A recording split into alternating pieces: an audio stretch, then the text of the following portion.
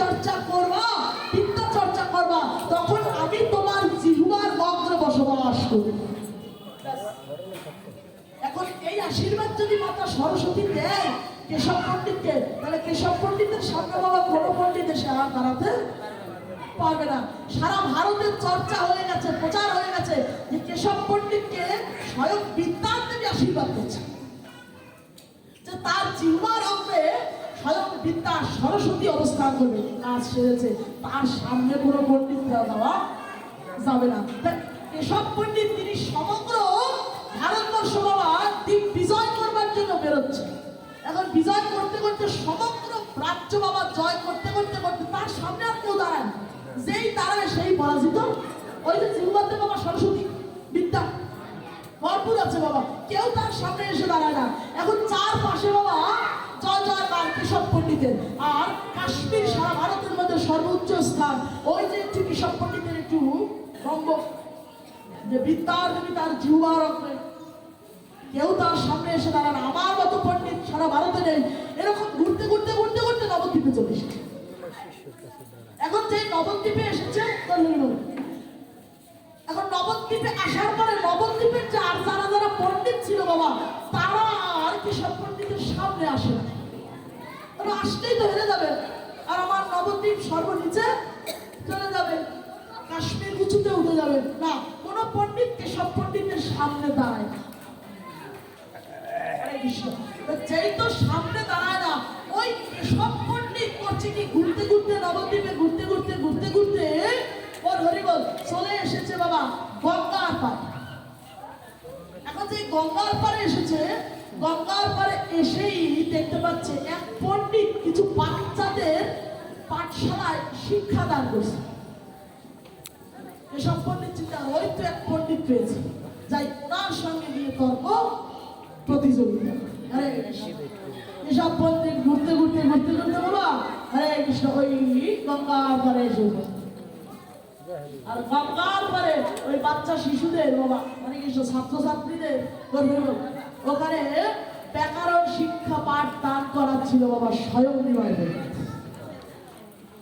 মহাপ্রভু তো ব্যাকরণ শিক্ষা দিচ্ছিল, ওইখানে কেশব পণ্ডিত এসেছে। এসেই দেখতে পাচ্ছে নিমাই পণ্ডিত বাচ্চাদের ছাত্রদের ব্যাকরণ শিক্ষা করাচ্ছে। বলছে কে তুমি? বলছে আমি তো নিমাই। বলছে ও তুমি তো সেই নিমাই পণ্ডিত না? বলছে না না না, পণ্ডিত পণ্ডিত না, শুধু নিমাই। আরে কৃষ্ণ, ওই পণ্ডিত পণ্ডিত বলবে না, আমি শুধু নিমাই, পণ্ডিত অন্য মাসে বলে। আরে কৃষ্ণ বলছে যাই হোক, সমগ্র ভারতবর্ষে তো তোমারই চর্চা হয় অনিমাই, তুমি নাকি খুব বড় মাপের পণ্ডিত হয়ে গিয়েছো। বলছে না না পণ্ডিত, আমি কি আর হতে বললাম। বলছে তাহলে কি পড়াচ্ছ বাচ্চাদের, ছাত্রদের কি পড়াচ্ছ?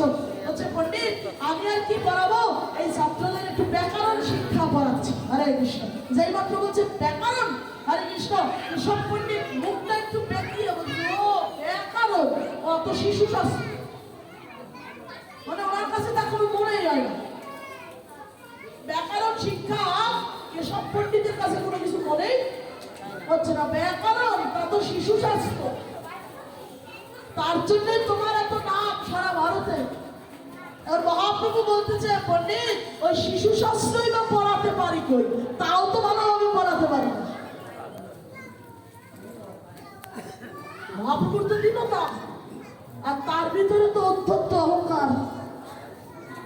বলছে ব্যাকরণ শাস্ত্র আপনার কাছে শিশু শাস্ত্র তো পণ্ডিত, কিন্তু আমি তো তাও ভালোভাবে পড়াতে পারছি না। হরে কৃষ্ণ, মহাপ্রভু মনে মনে চিন্তা করছে সব তুমি যখন সামনে এসেছো, হরে কৃষ্ণ আজকে তোমার গল্প চলল।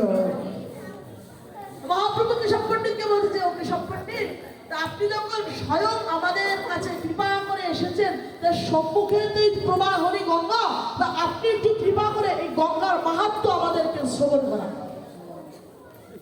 গঙ্গা পাঠের মাহাত্ম্য শ্রবণ করা। হরে কৃষ্ণ, যেই মাত্র মহাপ্রভু বলছেন যে গঙ্গার মাহাত্ম্য শ্রবণ করার, বলতে দেরি আছে বাবা, পাঠ করতে দেরি নেই। মায়েরা খই বাজে না, ওই খইর মতো গঙ্গার মাহাত্ম্য শ্রবণ করাচ্ছে, খই পড়েছে এসব পণ্ডিতের মুখ থেকে। হরে কৃষ্ণ, মুহূর্তের মধ্যে বাবা অনেক কয়েকশো বাবা গঙ্গার মাহাত্ম্য বলা হয়ে গেছে। এখন যেই বলা হয়ে গেছে কেশব পণ্ডিত মহাপ্রভুকে নিমাইকে বলতেছে, ও নিমাই, আমি দেখে এই গঙ্গার মাহাত্ম্য পাঠ করছি, তুমি তো শুনেছ বাবা, বুঝেছো কিছু? মহাপ্রভু বলতেছে, পণ্ডিত আপনি যে গঙ্গার মাহাত্ম্য পাঠ করছেন তা তো বুঝতে পারি নাই, কিন্তু এইটুকু বুঝেছি আপনার গঙ্গার মাহাত্ম্য 5 জায়গায় ভুল আছে।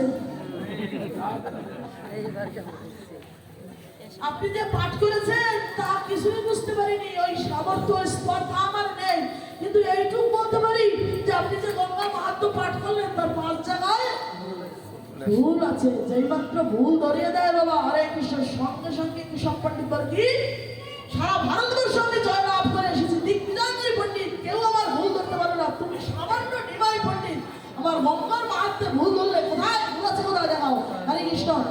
মহাপ্রভুকে বাবা, মহাপ্রভু দেখাচ্ছে কেশব পণ্ডিতকে, পণ্ডিত এই এই এই অলঙ্কারে এই জায়গায় ত্রুটি আছে, দোষ আছে, এই 5 জায়গায় আপনার দোষ আছে।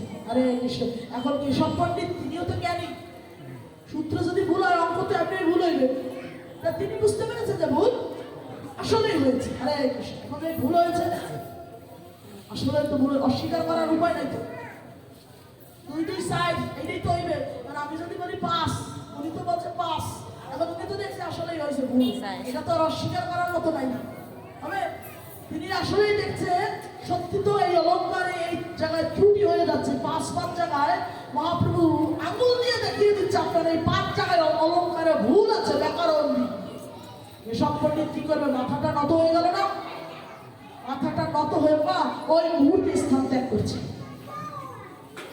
নবদ্বীপের কাছে কাশ্মীর হেরে গেল। রাত্রেবেলা কেশব পণ্ডিতকে মাতা সরস্বতী স্বপ্নে দেখায়। এই যে দেখুন বিদ্যা কোথায় গিয়ে ঠেকে। রাত্রেবেলা কেশব পণ্ডিতকে মাতা সরস্বতী স্বপ্নে দেখায়। হরে কৃষ্ণ। কেশব পণ্ডিত বলো, মা তুমি তো আমাকে আশীর্বাদ করছো, আমি যখন পাণ্ডিত্যের চর্চা করবো, বিদ্যার চর্চা করবো, তখন তুমি জিহ্বার অঙ্গে বসবাস করো। তা আজকে সামান্য নিমাই পণ্ডিতের সম্মুখে গিয়ে তোমার কি হলো, আমার মুখ দিয়ে তুমি কেন ভুল বাক্য পাঠ করালে? সরস্বতী দেবী কি বলবে? কেশব পণ্ডিতকে বলতে, বাবা তোমার ভুল হয় নাই তো এইখানে। বলছে তাহলে? বলছে ভুল হয়েছে তো আমার। বলছে কেন তুমি ভুল করবা, তুমি তো স্বয়ং বিদ্যা, বিদ্যা দেবী। বলছে বাবা আমি তোমার জিহ্বার অঙ্গে অবস্থান করেই ওইখানেই গঙ্গার মাহাত্ম্য পাঠ করতেছিলাম, আমি তো ঠিকভাবেই পাঠ করতেছিলাম, কিন্তু যেই মুহূর্তে দেখলাম যে আমার সামনে স্বয়ং আমারই আরাধ্যদেব বসে আছে, তখন আমার ওখানে